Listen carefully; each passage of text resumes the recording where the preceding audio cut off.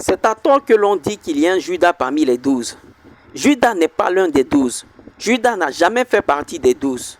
Jean 6, versets 70 à 71, le Seigneur Jésus-Christ nous dit clairement que Judas est un démon. Et un démon a pour père le diable, c'est-à-dire Satan.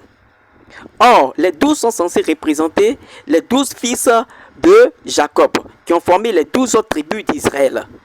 Les fils de Jacob, tous ayant un même père qui est Jacob. Jacob qui a eu pour père Dieu.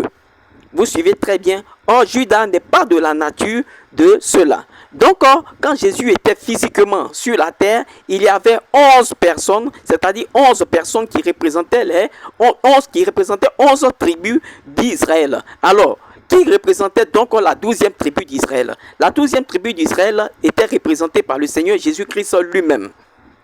Parce que dans Genèse 49, Genèse 49 dit que le sceptre repose sur Judas. Or, le Seigneur Jésus-Christ est de la tribu de Judas. Et c'est lui qui tenait ce sceptre-là en ce moment. C'est lui qui était le chef, le maître. C'est lui qui était lui-même le commandement. Vous suivez très bien? Alors, Pierre n'était pas le chef, Jean n'était pas le chef, Matthieu n'était pas le chef, c'est le Seigneur Jésus-Christ qui était le chef. Et il le dit très bien pour montrer qu'il est la 12e personne, il dit qu'il est la pierre angulaire.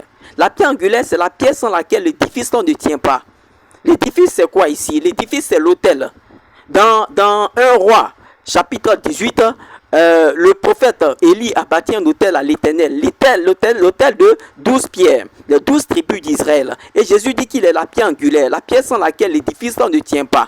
Et il le rend bien clair dans Jean 15, le verset 5, il dit: sans moi vous ne pouvez rien. C'est lui qui est la pierre angulaire, le 12e, c'est lui qui est le sceptre. C'est lui qui représente la tribu de Judas. Alors pourquoi Judas a été mis là comme un 13e, celui qui devait accomplir le dessein, c'est-à-dire trahir. Ce n'est pas la trahison, la mort de l'humanité. La trahison n'est pas venue de Ève. La trahison n'est pas venue d'Adam.